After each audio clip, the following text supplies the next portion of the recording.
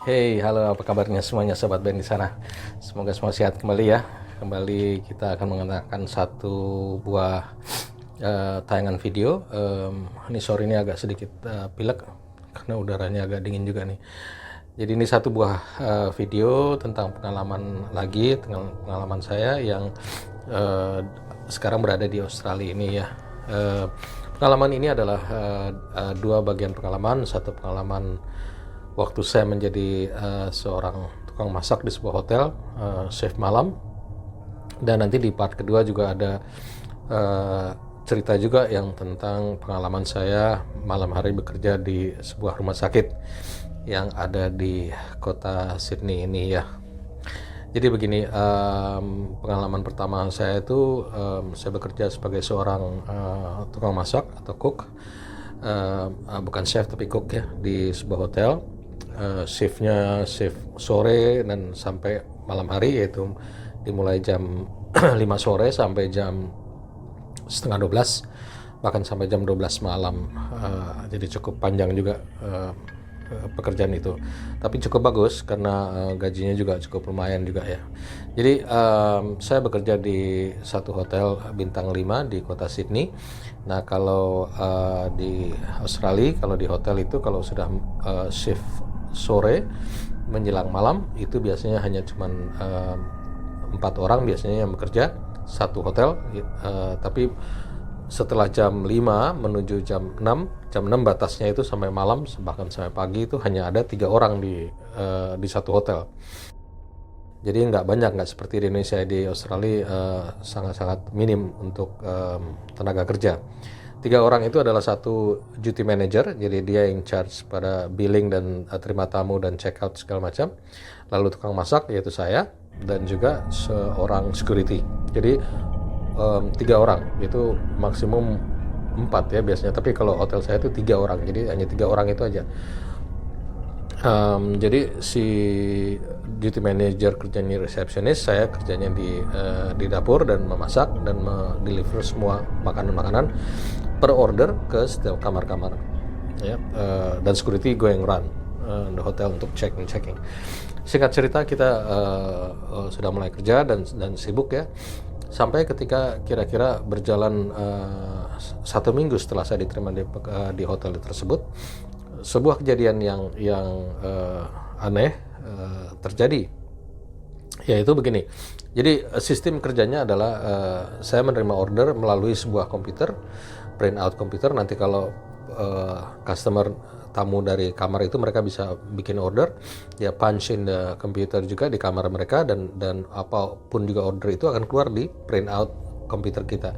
Tapi juga mereka bisa langsung angkat telepon dan kontak ke, kalau nggak langsung ke duty manager atau langsung ke kitchen di mana saya bekerja di sana. Pada malam hari itu adalah malam seperti saya bilang tadi, setelah 1 minggu saya bekerja di sana, no problem. Dan setiap malamnya itu boleh katakan sibuk sekali ya. Kira-kira menjelang jam 11 menuju tutupnya shift saya itu, saya menerima sebuah order. Di situ keluarlah print out, dan di print out itu tertulis kamar 1004, berarti lantai 4 saya bilang gitu ya. Jadi kita lihat belakangnya aja, kalau 4 atau lantai 4, kalau 5 ya lantai 4. Itu kamar-kamarnya bisa 1104, 1204, tapi selalu belakangnya floor-floornya itu. Nah, ini 1004, sangat sibuk pada malam hari itu. Dan tiba-tiba saya bilang, oh ini ada order terakhir nih. Saya bilang, wah terakhir dalam shift, oke nggak apa-apa. Di order itu dia minta beberapa macam makanan untuk disiapkan dan minuman.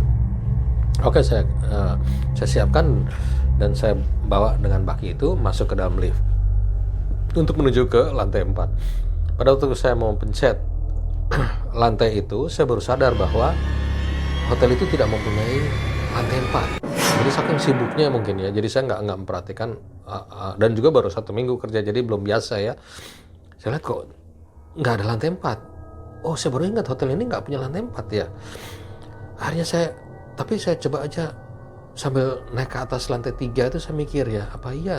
Tapi kalau saya lihat di print out saya 1004.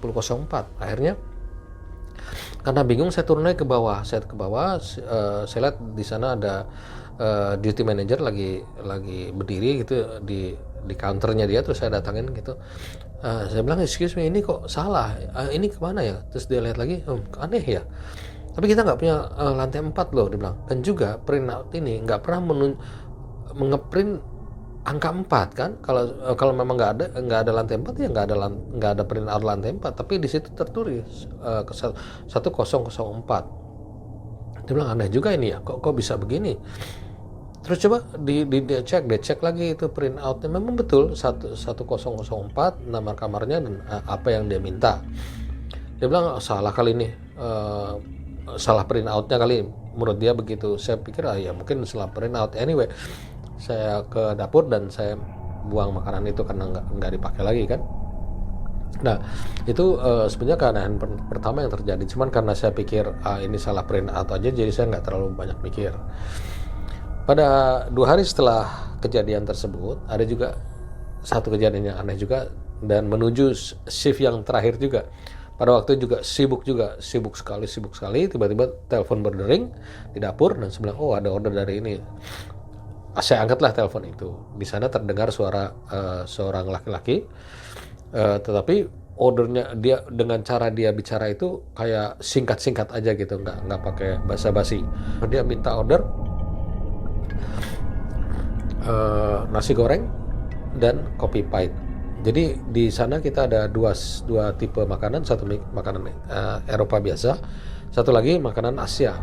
Dan Asia itu nggak berapa banyak, ada nasi goreng, ada dibuatkan lumpia dan pokoknya standar aja. Saya pikir oke, nasi gorengnya saya buat nasi goreng. Terus begitu saya buatkan kopi juga, terus saya bawa ke atas ke kamar itu. Saya masuk ke kamar, jadi ternyata itu lantai 6 ya, itu kalau nggak salah 1506 ya, kalau nggak salah kamarnya itu 1506. Saya bawa ke kamar, ke lantai 6, terus saya ketok ke kamar tersebut. Beberapa kali saya ketok tidak ada jawabannya, jadi saya bingung juga ini kemana. Nah saya kan diperlengkapi dengan HT ya, jadi saya telepon ke resepsionis bawah, duty manager. Saya bilang, ini ada order, tapi orangnya nggak ngangkat, nggak buka pintunya. Saya bilang, bisa tolong telepon nggak? Mungkin dia ketiduran atau apa. Dia bilang oke, nggak apa-apa. Jadi dia langsung dia telepon ke sana. Saya bisa dengar itu dari luar teleponnya di kamar itu berdering. Nggak lama kemudian HT itu muncul, HT itu kembali ya. Dia bilang gitu, men, dia nggak order apa-apa. Kamu yakin ini dari kamar ini? Yakin. Terus saya coba lihat nota kamu. Jadi saya setiap kali order per telepon saya suka tulis di dalam tulisan saya, dari saya memang betul itu kamar lantai 6 dan kamar ini. Terus dia bilang, tapi orang ini enggak loh, dia bilang. Dan saya udah cek, dia ini seorang pegawai bank di Sydney, jadi nggak mungkin dia main-main macam-macam. Betul-betul itu adalah sebuah order yang itu betul-betul adalah tamu yang genuine. Dia bilang nggak mungkin dia main-main. Saya bilang, kok aneh ya. Ya udahlah, saya bilang nggak apa-apa deh, sambil saya kesel juga nih, udah mau malam kok ada beginian. Saya turun ke bawah. Pada menuju turun ke bawah itu, jadi ini hotel ini berbentuk bundar ya, jadi lift, terus kita jalan menuju kamar-kamar itu. Nanti at the end itu akan kembali lagi ke lift itu.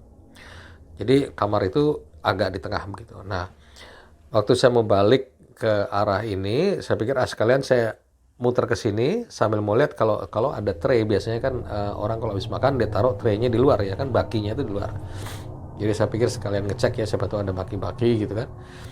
Pada waktu saya mau jalan gitu, di ujung jalan sana ya, itu saya lihat sekelebatan itu kayak orang baru jalan muter. Yang seingat saya dia pakai baju panjang hitam ya, jadi seperti kayak jubah. Kalau di sini mungkin itu baju mantel panjang hitam ya, baju mantel panjang hitam. Cuman anehnya begini, pada waktu itu kan musim panas ya, nggak mungkin orang pakai begitu tebal sekali. Biasanya orang hanya cuma pakai celana pendek aja kalau di Australia kan, karena saking panasnya. Kalau panas di Australia ini lebih panas daripada di Jakarta. Jadi nggak mungkin, saya pikir, tapi kok aneh ya, ini orang siapa ya. Jadi saya coba sambil bawa itu, saya coba lihat dia masuk ke kamar mana, atau dia apa ke lift atau mana. Karena saya ikutin dia. Pada waktu saya ikutin dia menuju ke lift, itu saya lihat nggak ada orang. Nah itu tadi siapa, saya pikir ya, kok ada orang yang mutar begitu. Akhirnya saya berpikiran ini, coba saya berdiri di lift, saya tunggu di lift, coba saya dengarkan kiri dan kanan di kuping saya nih, apakah ada orang yang masuk ke kamar. Karena kalau dia muter dan tidak ke lift, berarti kan dia masuk ke kamar. Saya berdiri di depan lift, sunyi sekali, udah jam 11:30 kok, udah malam sekali kan. Itu ada 1 menit saya tunggu, 1 menit, nggak ada satupun juga pintu yang tutup atau kedengeran jegrek, itu nggak ada. Lalu saya mikir, ya ini tadi siapa ya, karena saya jelas sekali saya lihat ada orang yang sekelebatan lewat begitu kan. Siapa, saya pikir ya, saya pikir halusinasi kali ya, saya capek kali karena memang sibuknya, ini super sibuk malam itu. Akhirnya saya turun ke bawah, terus menuju ke kitchen. Saya juga mampir ke resepsionis. Saya bilang, aneh ya ini kok begini kejadiannya gitu. Iya aneh juga ya, tapi kamu terimanya dari telepon. Saya bilang, iya terima dari telepon gitu. Nah terus saya ceritain, tadi waktu saya muter, saya lihat sekelebatan ada orang, tapi terus setelah saya tunggu dan saya cek, itu orang nggak ada orang sebetulnya.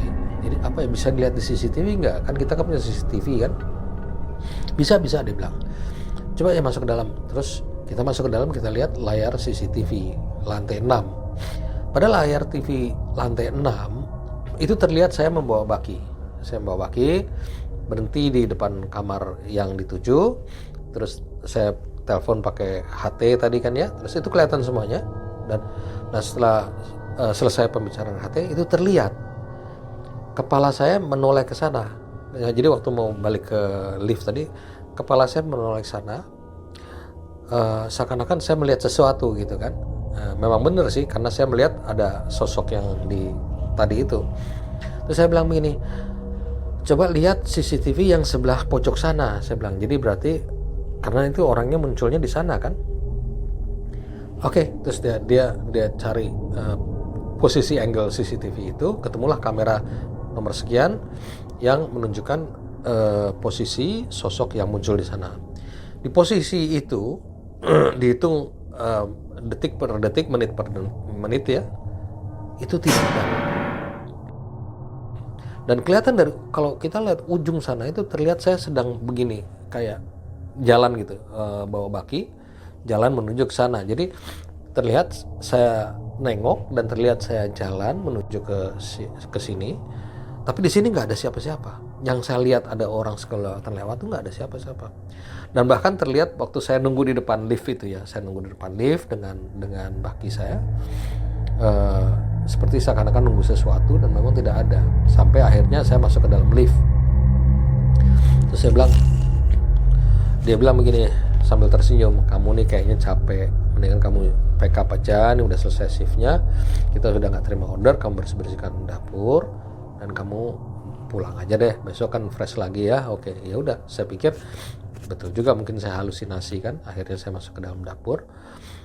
Waktu saya masuk ke dalam dapur, saya bersihkan segala macam untuk siap pulang, itu telepon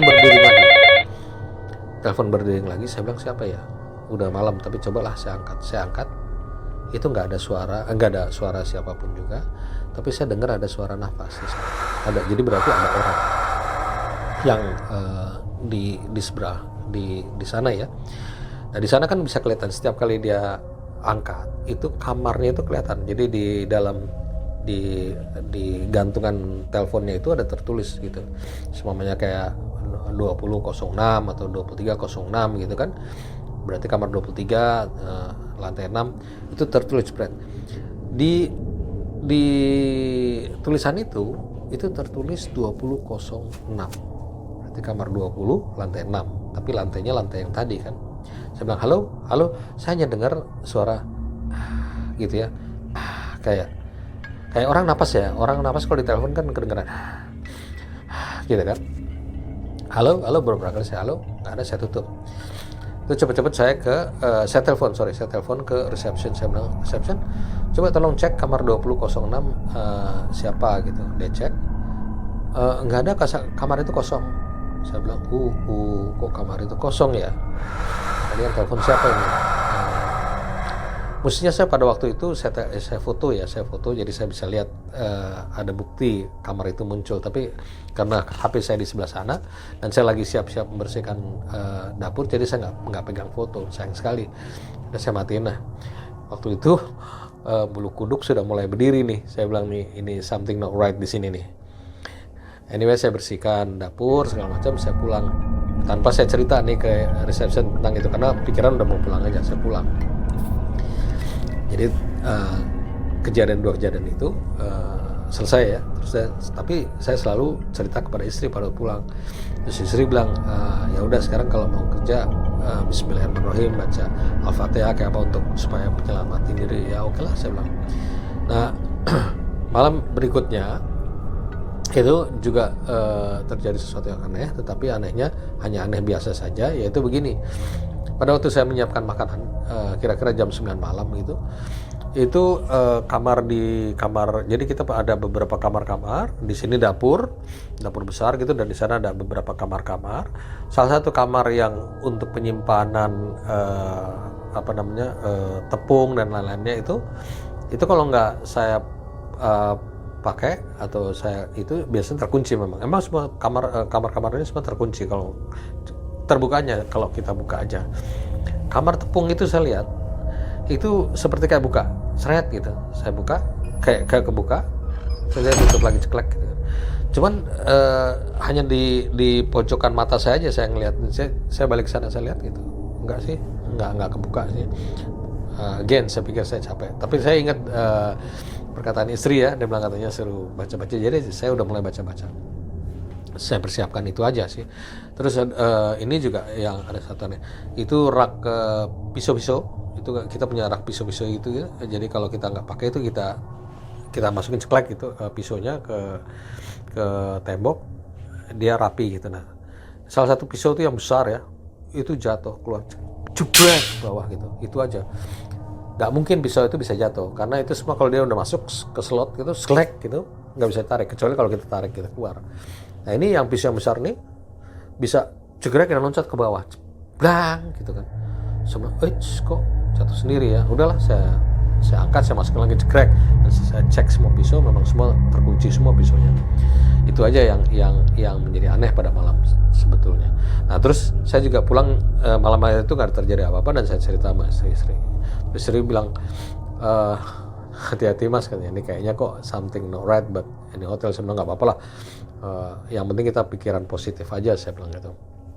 Berjalan waktu, tidak terjadi apa-apa seperti biasa itu. Nah, pada waktu kira-kira 2 bulan setelah itu, setelah saya bekerja di sana, terjadi sesuatu yang benar-benar aneh dan cukup menyeramkan bagi saya ya.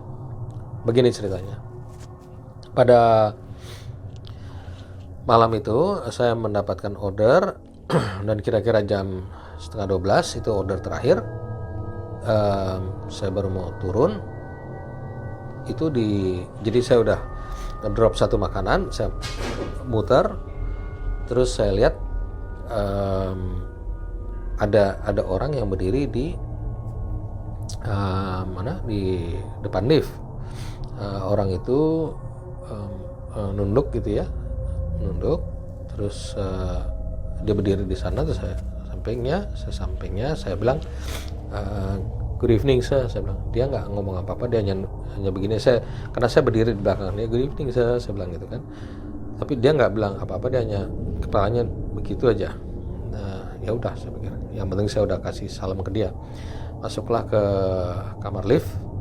Di lift itu dia berdiri di samping kanan saya sebelah kiri dekat tombol-tombol. Jadi saya pencet lobby, terus saya bilang, which floor saya bilang, lantai mana gitu kan. Terus dia nggak bilang apa-apa, tapi dia hanya nunjuk begitu aja. Dia nunjuk L, berarti lobby juga, berarti sama saya. Oh oke. Terus kita nggak, di dalam lift itu kita nggak saling ngomong-ngomongan. Saya biasanya juga jarang ya kita menyapa-nyapa kepada tamu kan ya. Jadi kita nunduk aja dan saya merasa dia pun juga nunduk juga, dia nggak ngomong. Jadi dia ada, saya tahu di situ karena saya lihat sepatunya nggak berapa jauh gitu. Sepatunya saya ingat agak lancip gitu ya, warnanya hitam, celananya pun juga hitam. Terus pada waktu menuju ke waktu sampai di lobi, akhirnya kita sampai di lobi dan saya persilakan jalan duluan, dia jalan. Saya pun jalan, dia jalan. Nah waktu jalan itu, terus saya mampir ke si reception, dia bilang semua order udah siap ya. Terus segitu, saya bilang nggak mau kalau kita pintu gerbang itu, pintu lobby itu biasanya kalau udah malam itu lock ya, jadi orang nggak bisa buka atau itu kecuali si reception yang pencet. Ini untuk security aja, jadi orang nggak bisa sembarangan masuk keluar hotel gitu kan ya. Terus saya bilang tapi saya lihat orang itu berdiri di depan kaca itu, dia nggak bisa keluar kan. Terus saya bilang karena si reception lagi sibuk begini nggak ngeliat sana, saya bilang Mike itu tolong dibukain pintu, ada tamu. Terus dia lihat ke sana kan, dia saya lagi si reception nih, saya bilang itu tolong dibukain pintu. Terus dia bilang untuk siapa katanya, itu tamu kan mau keluar. Terus dia lihat saya lagi, dia bilang ayo oke? Dia bilang kamu nggak apa-apa, dia bilang gitu kan, sama ngeledek gitu kan, senyumnya agak sinis juga. Ya saya bilang itu tamu, kasihan juga dia mau keluar, nggak bisa itu, dia nggak ngerti kali. Terus dia lihat, what guest, dia bilang, tamu apa katanya. Loh saya bilang itu nih lobby kita memang nggak begitu terang, jadi lobby kita agak remang-remang begitu ya, memang dibuat sedikit ambience-nya kayak romantis gitu kan, jadi nggak terang kayak lobby hotel. Terus saya bilang karena lobbynya gerbangnya agak jauh, terus saya bilang itu loh orang yang berdiri di sana. Terus dia lihat, Ben, siapa yang berdiri di sana? Terus saya juga sama dia kayak natap gitu kan. Terus saya bilang ini deh, saya yang mencetin, karena itu tombolnya cuma di depan dia gitu, saya mencetin, itu kebuka, orang itu jalan. Terus si reception tuh kayak ngeliatin ke saya gitu, kayak agak kesel tapi bingung gitu loh. Akhirnya orang itu jalan keluar, pintu itu tutup. Saya bilang sini deh, kamu punya waktu sedikit nggak? Terus dia bilang iya, kenapa Ben? Saya pun bicara. Akhirnya saya bilang ada beberapa kejadian di hotel ini selama saya kerja, dan ini adalah yang terakhir. Kamu bisa nggak terangin ke saya sebetulnya ada apa di hotel ini gitu. Terus dia bilang, Ben, hotel ini nggak ada apa-apa, cuman kamu harus konsentrasi dalam kerjaanmu karena kemungkinan kamu capek, halusinasi kayak apa. Saya udah perhatikan beberapa kali kejadian memang terjadi kepada kamu. Saya bilang, loh iya, jadi berarti kan ada something going on di sini. Iya juga, tetapi juga mungkin kamu perlu fokus ke pekerjaan, jangan mikir yang macam-macam. Saya bilang oke, sekarang begini, kejadian yang terakhir ini saya minta lihat di CCTV. Nah untuk saya infokan ke kalian semua ya, CCTV itu sebetulnya tidak boleh diputar balik kecuali ada hal-hal yang sangat penting seperti orang meninggal atau orang kecelakaan, itu boleh kita buka. Nah kalau kita buka, si reception atau whoever yang buka CCTV dia harus cantumkan data kejadian. Nah kalau saya minta ini yang kedua kali favor untuk dibukakan CCTV, pengen lihat, dia kan harus taruh alasannya apa dia buka CCTV itu. Saya bilang begini, bikin aja bahwa kamu pengen ngecek, kan bisa aja gitu, apa kejadian sebelumnya gitu kan, karena kamu sibuk ya apa. Akhirnya kita agak argue sedikit, at the end dia setuju, dia buka CCTV itu. Di CCTV itu memang tidak terlihat siapapun yang berdiri di sana. Tidak terlihat ada orang jalan dari lift dengan saya, dan tidak terlihat ada orang yang berdiri di sana. Saya hanya kelihatan ngobrol sama dia tapi tidak terlalu jelas. Cuman tangannya saya nunjuk begitu, berarti saya kan pada waktu itu saya bilang sama reception, lihat tuh ada orang, begitu kan, tangannya kelihatan gitu. Dan terlihat juga di mana saya mencet tombol pintu agar itu terbuka. Tombol pintu terbuka, tidak ada orang yang keluar dari hotel sampai pintu itu tertutup, tidak ada orang yang jalan di luar. Akhirnya kan dia bilang begini, Ben, lupain kejadian ini, saya akan taruh apa yang terjadi, bahwa saya sibuk, saya akan seperti saran kamu kemarin tadi, saya hanya ingin ngecek CCTV, tapi lupakan kejadian ini ya Ben ya. Udah, saya bilang that's weird. Dia bilang sorry deh, ganggu ya. Saya sambil mengemas-emas, saya pikir saya harus cari tahu nih, ini kejadian apa sih yang terjadi di hotel ini. Cukup menegangkan loh ya. Jadi saya bersama-sama seseorang atau sosok di dalam lift, turun sampingan loh, dia jalan dan terlihat jelas dia berdiri di depan lift, tapi sebenarnya tidak ada orang. Jadi siapa yang bersama saya tadi? Nah, ini kan sesuatu yang aneh yang terjadi, ya kan?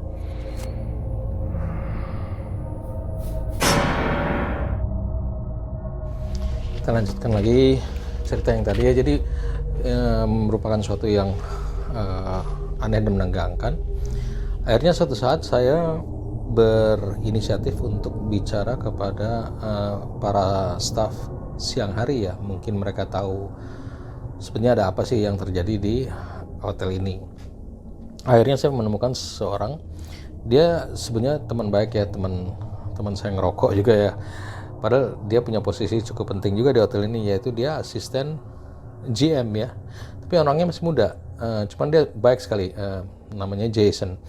Jadi saya ngobrol-ngobrol, tadinya sih nggak ngobrol terlalu menuju kepada apa yang terjadi di hotel, tapi terus lambat-lambat saya nyerempet-nyerempet masuk kepada hal-hal yang saya alami ini. Jadi saya bilang sama Jason, dia bilang, Jason, ini ada sesuatu yang terjadi karena saya kerja dari sore dan sampai malam, itu biasanya saya sendirian. Sebetulnya apa sih yang terjadi, apa yang ada di hotel ini gitu. Jadi dia diam aja, beberapa detik kemudian dia senyum, terus dia bilang begini, Ben, ada sesuatu hal yang kayaknya saya perlu memberitahukan kepada kamu, tapi kamu nggak usah merasa bagaimana, ini hanya sebuah cerita aja sebetulnya gitu. Bagi kita orang putih sebetulnya kita nggak begitu terlalu percaya terhadap hal-hal demikian, tetapi ini memang sudah terjadi dan sudah lama. Jadi kisahnya sebetulnya adalah hotel ini kan dibangun tahun 1934. Jadi hotel ini hotel tua, salah satu yang paling tertua di Sydney.